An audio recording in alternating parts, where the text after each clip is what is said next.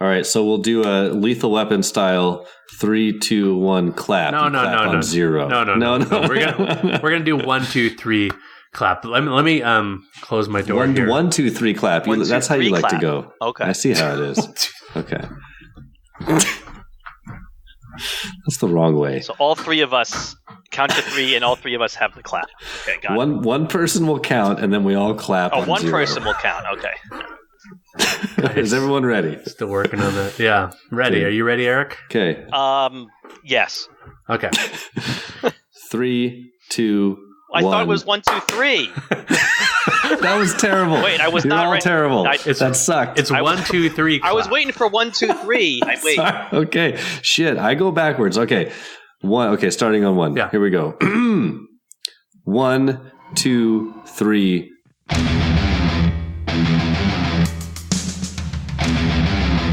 Welcome to Predator Minute, the podcast that breaks down the 1987 action sci-fi classic Predator 1 minute at a time. I'm John Zabriskie. And I'm Jeff Glover. And today we have another returning guest from way back in the late 20s, early 30s. We have Eric Deutsch joining us. Hello, thanks for welcoming me back into the jungle. Yeah, welcome back to the jungle, Eric. Thanks so much for coming back to the jungle with us. Yes, thank you, Eric. We love having you here. So thank you again. Mm-hmm. My pleasure to return. Yeah, awesome. A lot has changed since you were last here. If I do remember, you were last heard. You were last heard exchanging some dialogue as Arnold, with Jeff acting as Dillon, confronting one another over the ruse that Dillon brought the team in on to blow up the rebel camp. You set us up! It's all bullshit! But a lot has changed. Yes, Wow. when I was last on the show, we were still in the Palapa, and there was no interaction with the Predator whatsoever. No, that's right. But your rendition of Arnold became a popular drop on our show. Very so popular thank you. drop. Yes. Yes, I know. I as a fan of the show, I keep hearing myself used over and over again. No, everyone, I want you to know, Predator Minute does not pay residuals. It's all bullshit. The residuals sure are doesn't. crap. Sure doesn't. But today we're jumping into minute 71, another solid prime number. I know Jeff is a big fan of the primes. Wait, aren't we in 70? I'm sorry. Today we're talking... I'm sorry, I'm looking at the wrong notes. My bad. Today we're talking minute 70 of Predator. Minute 70 opens with Dillon finding Mac's gear. And Mac.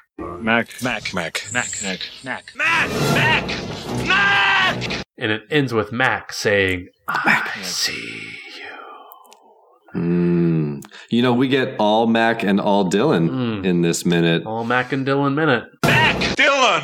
It's very exciting. You're going to have to do a lot of editing, John. Mac. Yep. Mac. Dillon. Exactly. Mac! Dillon! Jeff, you want to take us from go ahead. Yeah, I'll take us from the top here. We'll break this minute down into 2 parts. The first part being about 37 seconds long. We carry over from last minute, as always. And we've got Dillon finds Mac's gear and then continues to look for Mac while carrying the 2 MP5 submachine guns. He stops to rest. He hears Mac's voice. We get a little turnaround. We also hear some Predator clicking in the background.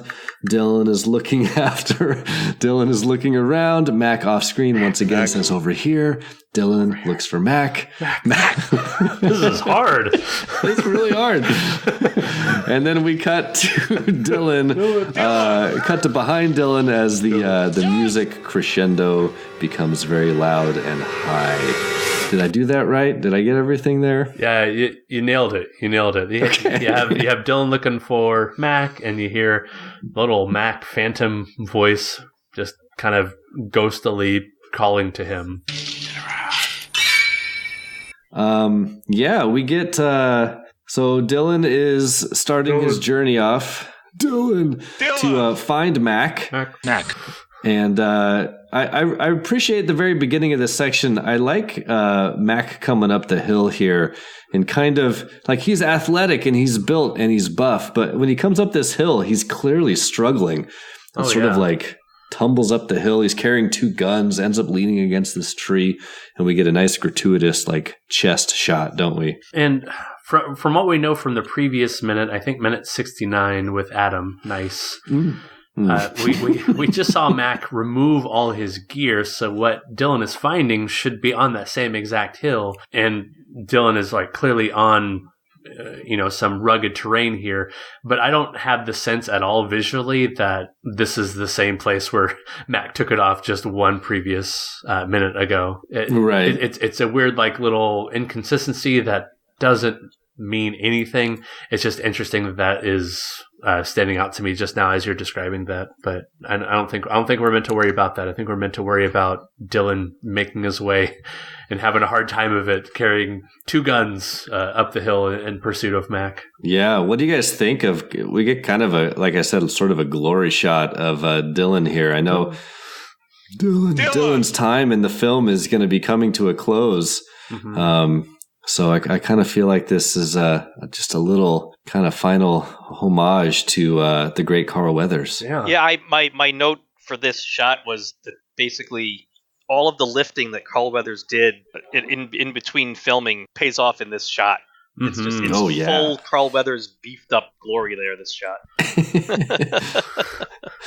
He's really pouring it on. He looks fantastic here. Mm-hmm. Good job, Carl. It's a little bit of foreshadowing too. If you remember his fate later on, there's some foreshadowing with like focusing on that just ripped abdomen when he confronts the predator later. Yeah, but I like the confusion that they're setting in here with the sound work with the possible predator noises. We don't know, but there's definitely some clicking sounds. There's the phantom sounds of Mac, turn around, over here. In your guys' opinion, is this Mac saying that, or is this a predator just kind of like throwing out these little one-liners he recorded earlier? Ooh, I have always assumed that was Mac. I think it is Mac. Okay. But I agree with you that this whole little sequence here does a good job of sort of disorienting the viewer because he stumbles up this little hill. If you listen to this section with headphones on or on a surround sound, Mac's voice is directional. Like it comes out of, I think it's the left speaker, like the left rear speaker. So it's kind of a cool sequence where he's looking around. We get a shot of the jungle. He's looking around again, more shots of the jungle. We can't quite figure out where exactly he is. And then Mac's voice is coming in from around us in the surround sound, which also is somewhat disorienting. So it's a good composition here.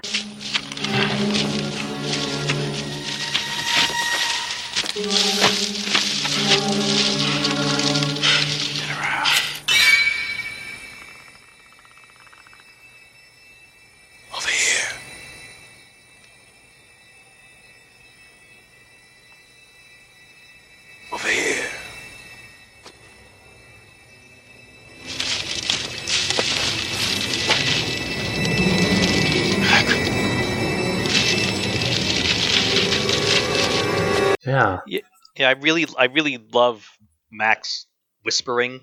Mac. When I asked for this minute because I wanted to hear him say the line he's going to say at the very end of the minute. I know we're not at that part of this minute yet, but just he's whispering the whole minute though with over here and turn around. And it's just I love his voice. I love the whispering.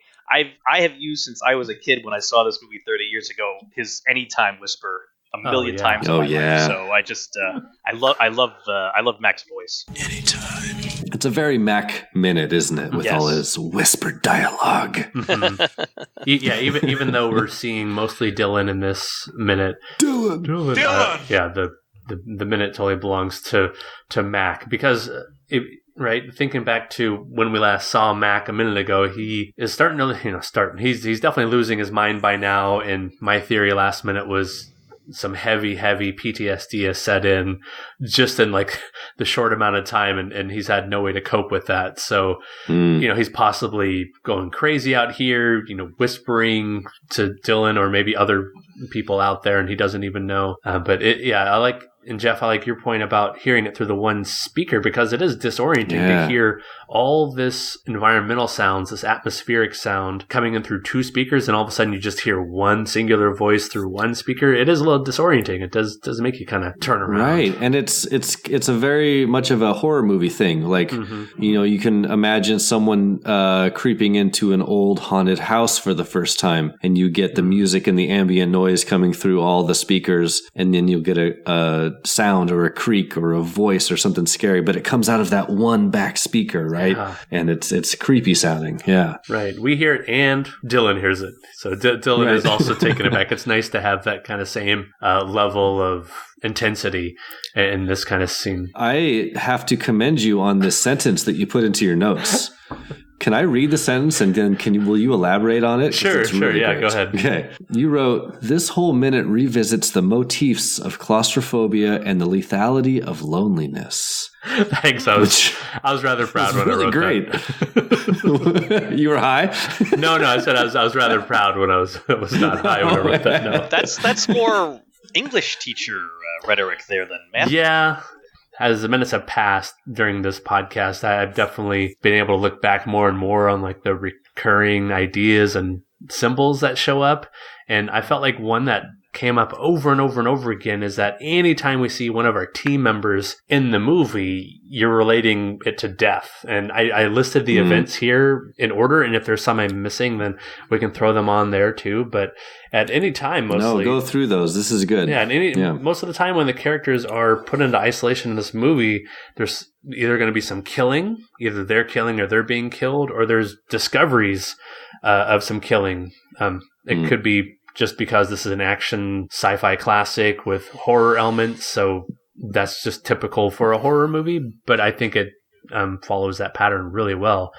The first example I had was Ponchito all alone at first when he climbs the rope to the fallen chopper way back when that Jeff the Snuggle Shack. Yeah, Jeff called the Snuggle Shack. And then he finds the two dead pilots in there before Dillon joins him. Billy shortly after finds the skinned bodies when Billy is alone after he drinks from that weird vine. Dillon was also solo right before Mac jumps into frame and threatens him with the knife. Oh, right. He says, he gives him I'm going to bleed you real quiet, leave you here. Yes. Got that. I might be butchering the line, but yeah. Dutch was solo. First off, when at the beginning of the camp attack, he's watching through the binoculars as the American hostage is killed by Sven-Ole Thorsen. And then at the end of the camp attack, Dutch is solo when Anna is trying to kill him in the palapa when he's looking through the paperwork, and he hits her with the butt of his gun. Right. Hawkins, he's solo as a team member. He's with Anna when he's killed, but he is by himself. And Blaine is, of course, he's solo, even though he's 15 meters off. I can't remember what the distance is, but he's on his own when he's killed. And this is when Billy and the gang are figuring out that the hunter is killing them just as such, just killing them one at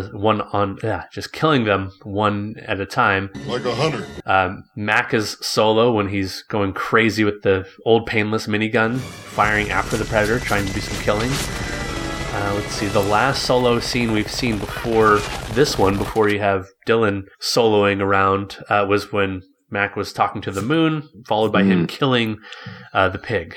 Jesus, you killed a pig. Yeah, and we've talked about some of the horror tropes that are starting to pop up in the film, and I think this is also another one that we could add to the list. In a lot of horror movies, even if you have an ensemble cast, the kills, the deaths, the discovery of the deaths tend to happen with a single person or with someone who's by themselves. And so we see that continue in this film. And you're right, as you list all those off, all those events happened where the character was by themselves or they discovered a death by themselves. I'm just thinking about it now off the top of my head. Spoilers for a future fate of one of the members of the team. There's only one member of the team that doesn't die alone. It's just poor Panchito. Yeah, everyone else is alone. That's true. It's true. He's also the one who discovers Hawkins' body, but he doesn't really discover the body. We don't see it. He just says, "Yeah, it's like it's just I can't the tell." goop. It's the lasagna. It's the lasagna. That's right, the lasagna line. There once was a nice guy on a choppa. He killed bad guys who lived in palapas. He made Billy croak with a vagina joke. But what's left of him now resembles lasagna. Yeah, so it's just something that stood out to me. And like Jeff is saying, maybe that's just a horror trope. But if it is, this movie is following it to a T. It's putting everybody by themselves in these fatal moments, except for Panchito, of course. He's the exception. Right. And I want to be clear, like, just pointing it out as a trope is, I'm not trying to diminish the effect or the choices. Yeah, it's just something a parallel I noticed between other, horror films that have a lot of deaths take place. Yeah, well, I just coincidentally a few days ago I watched an old X-Files episode of one where they're in some forest in Florida and they discover a couple of beings that it turns out have lived there for hundreds of years. And it's very similar to Predator, actually. That like they use camouflage, and the two beings keep dividing the team up to isolate them, to get them alone, and that's when they're capturing them.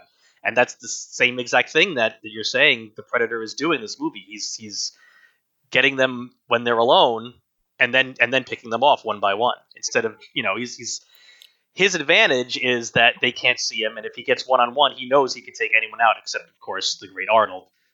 Even he knows he's not going to take on this team of 7 people at once, so he's got to divide and conquer. So it was the same exact thing. It was interesting that it was done this way in this X-Files episode, because they use camouflage, and it looked like even the visual effects are very similar of the camouflage Predator. Huh. Love it. I'll Google the Tell It episode while we. Yeah, no, that's a cool connection there, because in this minute we're going to see that. I'm just going to move on to the second part if that's okay. Yeah, do it. Okay. Oh, I had a couple of quick things with the first part. I wanted to point out that when you were talking about how Dillon is reacting, that when you first hear the whispered turn around, there's a really great use of the soundtrack there. There's this one quick, harsh, high-pitched note when he turns his head, just this quick, like, and that's it. Yeah. And it's really cool. It just adds to the, scary horror aspect of, what's going on. Sure, yeah. And the other part about him looking for Mac is he's whispering the name, and he's looking around for him, and it foreshadows the exact same thing he's going to do in another couple of minutes when he's looking for Mac and whispering his name. And he finds him again, but in a very different way, though. And so I don't think I ever picked up on that until doing the research for this episode. Ooh, yeah. Very nice. Yeah. Ooh. All right, that X-Files episode is called Detour, Season 5, Episode 4. Sunday on an all-new X-Files. There's something out there. I saw it. Just disappeared. What is it, Mulder? How can you stop a predator Kelly! you can't see? Mulder, I'm not alone. An all-new X-Files, Sunday at 9, 8 Central. So many secrets, just one Fox. Okay. Ooh, there you go. Man, I'm due for a rewatch of some X-Files episodes. It's been a very long time. I loved it as a kid. Long time. All right, John, would you like to take us through the second part of this minute? Yeah, I'll take us to the second part here. And like we said before, this is an all Mac minute. Now we're really going to... Mac! We're going to give Mac his due. But as the soundtrack crescendos, as it rises up to that kind of either real scare or jump scare note, an arm reaches from behind Dillon, grabs him around the mouth, and pulls him back as Mac is heard ing Dillon. We cut to Mac looking at Dillon, and then Dillon, and then past Dillon as Mac nods to the trees and says, "Up there, past the trees." Mac points. You see it? We see the camouflage predator stretching out on a branch in the distance, and Mac ends the minute by saying, wait, what, Eric, what does he say here at the end of the minute? I see you. Ooh. Very good. Ooh, we have some ghost Mac here at the end of the minute. It's just if you thought just hearing his voice and not seeing him was creepy enough, like having his hand around Dillon's mouth and him whispering that he sees these things that Dillon, well, we know Dillon saw it the first time, but Dillon's probably not fully trusting Mac yet. But I imagine this has to be hair-raising for him. Yeah. I love this part. I like them coming together in this moment and both seeing the Predator quietly for the first time together. And they're sort of in awe, right? Mm-hmm. And also terrified. And there's also got to be a little bit of respect there as they look at this creature that's such a perfect killing machine that's in its cloak and camouflaged, but they can see it sort of moving, with the cloak on. Mm-hmm. And they have both come all the way around to it, accepting that this thing exists. Even Dillon, who's been pushing against it this whole time. And it's just sort of kind of a moment where they accept their reality and they kind of see this creature in all of its glory without having to run away from it. They're just sort of taking it in. I think that McTiernan does something really cool here that I like how the shot is out of focus and then it focuses and we see the Predator. It's basically like we're experiencing Dillon's eyes focusing and then seeing it. And I think that was a really cool technique that he did there. Yeah, it's that visual film making or storytelling where I don't need dialogue to know what Mac and Dillon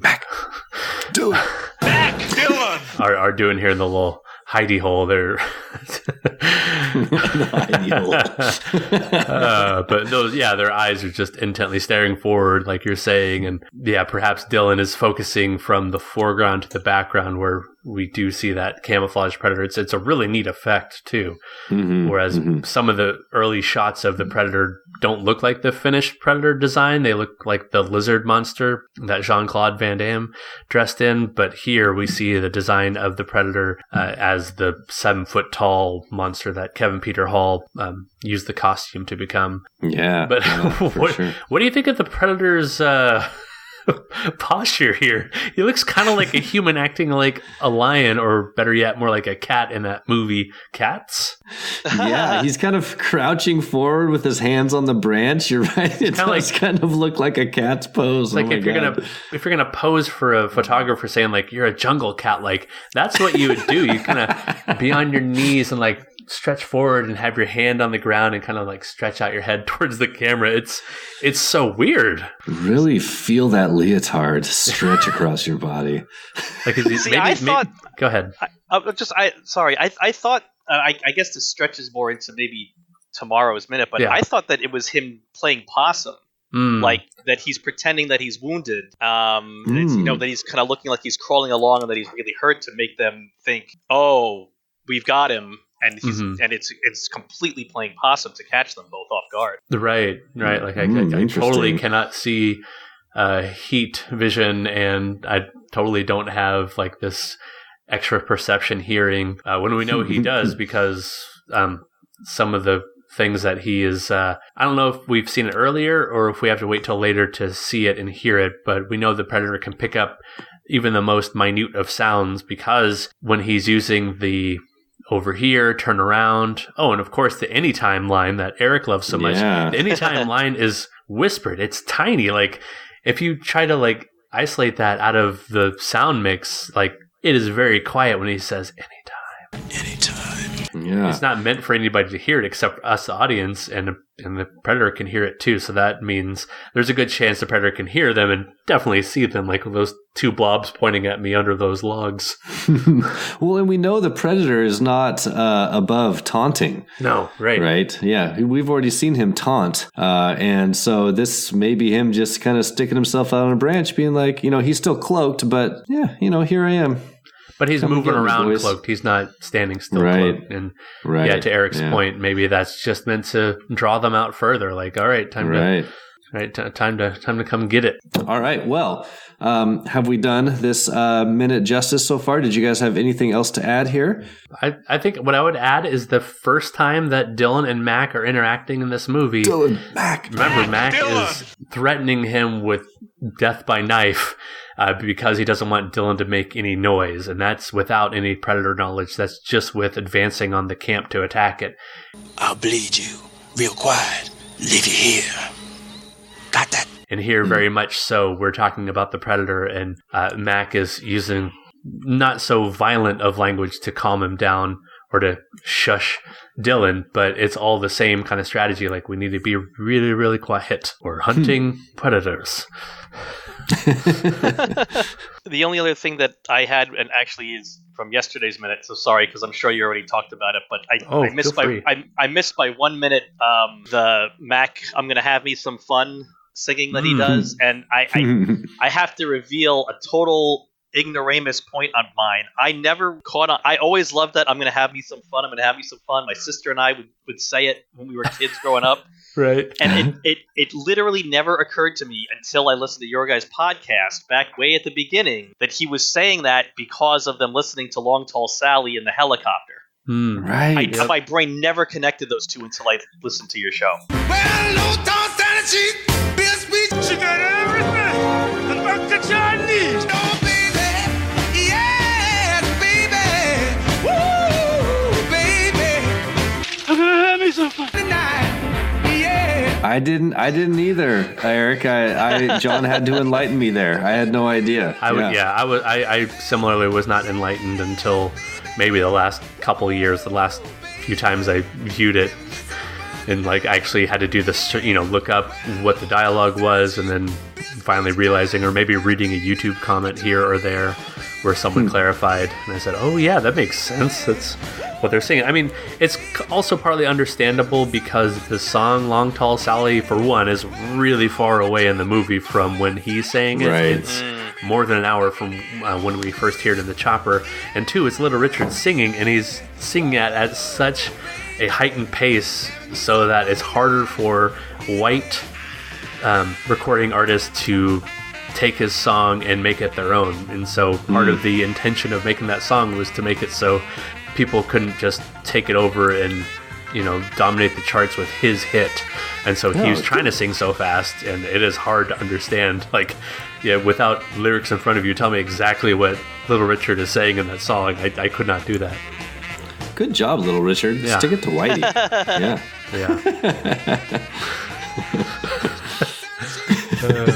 So anything else for minute 70? 70, not 71? I feel like we've done a pretty good job here. Yeah, I feel like I feel pretty satisfied. Okay. Can't wait to see Should we, what happens next. Yeah. Should we transition here to some weekly recommends before we close things out? Yeah, let's do it. So every week, Eric, as you might remember, we take turns recommending something to the audience, and it could be anything under the umbrella of something that you liked.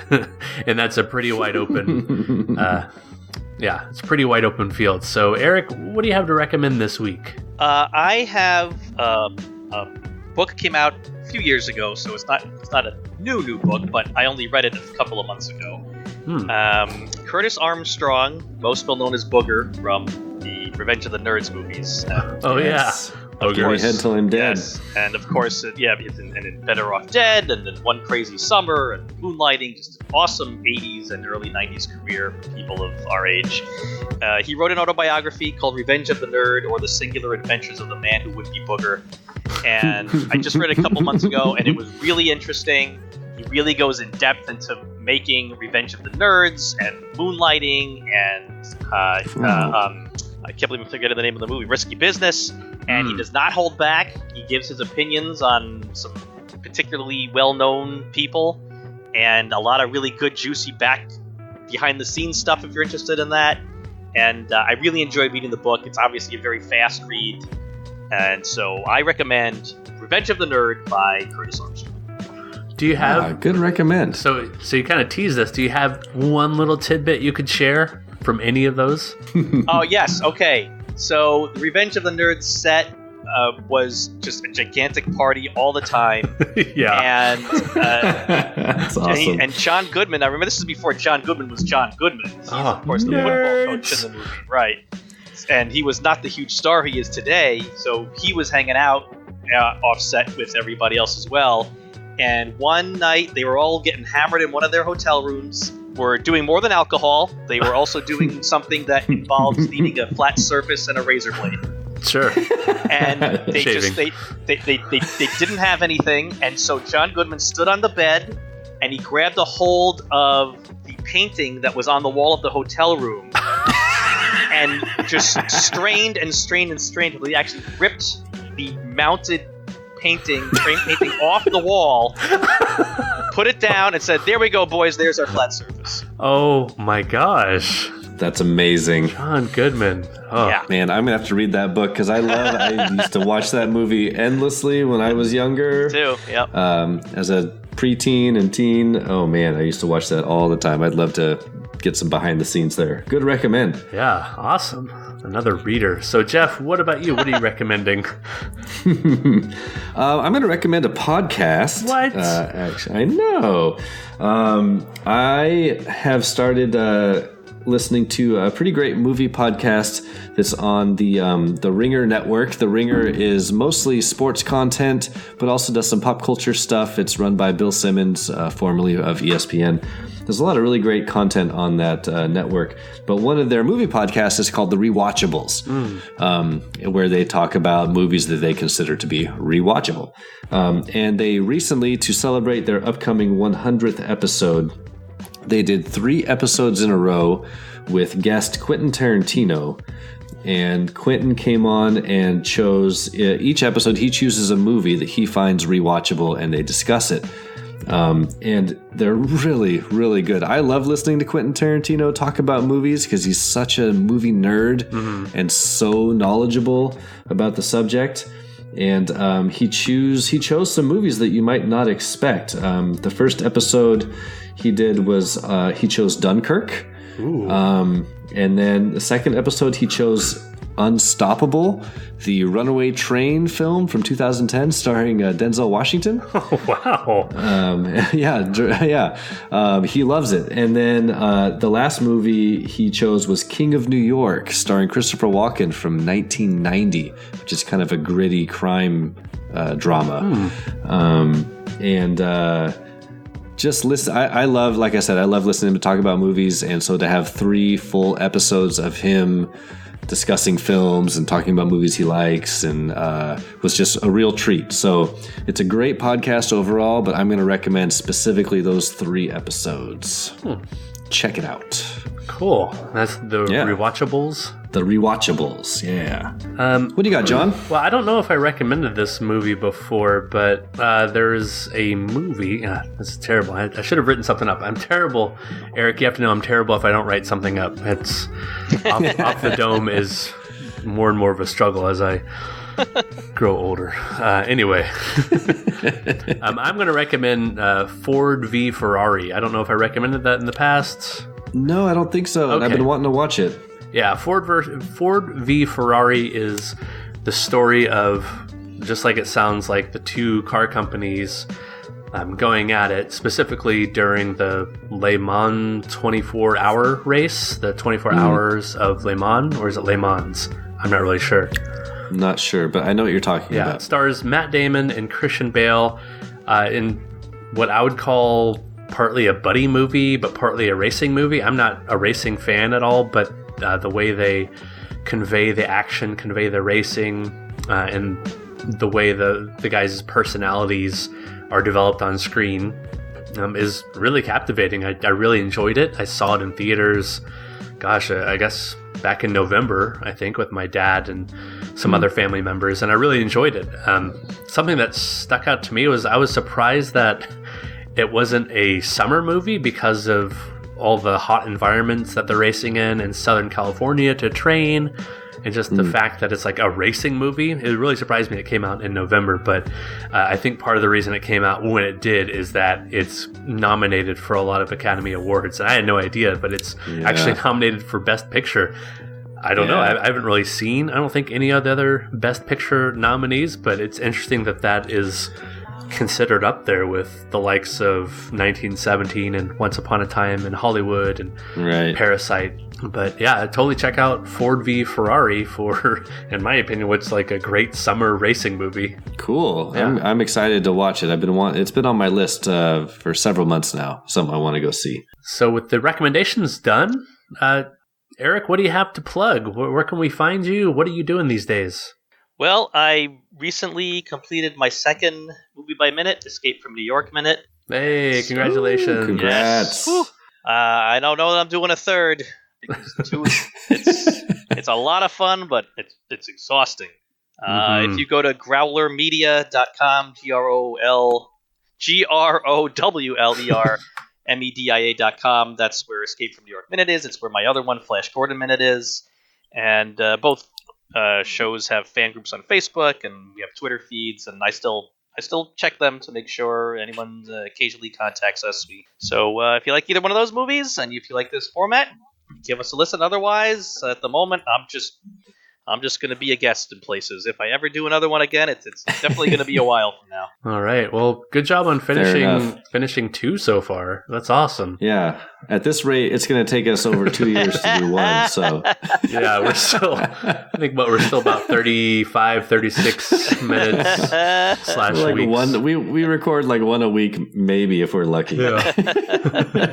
Hey, it makes it easy to stay current with your guys' show, though. So hey, yeah, there you go. You know, I'm welcome, I'm everybody. several weeks behind on Star Wars Minute because they come out every day. You know, it's hard to stay, you know? Same. I've fallen behind a little bit there, but Jeff, where can people find you? Hey, well, I'm on the hellscape that is the Twitter. You can find me there at Carl_Hungus314. My name is Carl. Ich bin expert. No longer furiously tweeting about the Seahawks. No. I don't want to talk about it. We don't need to talk about that. Ugh. That's right. But that's right. You can find me there. I'm sure I'll find something else to complain about here soon enough. John, where can we find Predator Minute? Well, you can also find it on the hellscape that is known as Twitter at Predator Minute. You can email the show, predatorminute@gmail.com. You can also join the discussion on Facebook at the Predator Minute Listeners Palapa. Target the center of the palapa. Target's the center of the palapa. Indeed. We're running out of Dillon lines in the movie, so we're going to keep his memory. Keep his memory alive by keep dropping in the palapa line. And it's been a while since I plugged the Movies by Minutes group, but there is a whole host of podcasts out there breaking down movies 1 minute at a time. You can find that full list on moviesbyminutes.com. Currently, there are 149 Movies by Minute podcasts, with the latest podcast being the Marine Corps Movie Minute, which describes itself as a podcast where the hosts dissect the movies featuring the Marine Corps 1 minute at a time. I imagine there are quite a few movies featuring the Marine Corps. I was going to say, that's literally a never-ending list. Yeah, I believe they said the first one they're going to do is Heartbreak Ridge, the classic Clint Eastwood 80s. Yes, they are on minute 3 of... They have no idea what they've gotten themselves into. Is what they're on. Wait, were some of the Predator team members, were some of them in the Marines? I can't remember. Oh, you're gonna be reviewing Predator 1 minute at a time. Anyway, so for all things Predator Minute, specifically minute 70, I've been John Zabriskie, and I am Jeff Glover. Go ahead, Eric. Oh, I didn't know I was doing that. And I'm Eric Durr. And until next time, stick around. Stick around. I see you. I see you. I see you. Yes. Oh, that was good.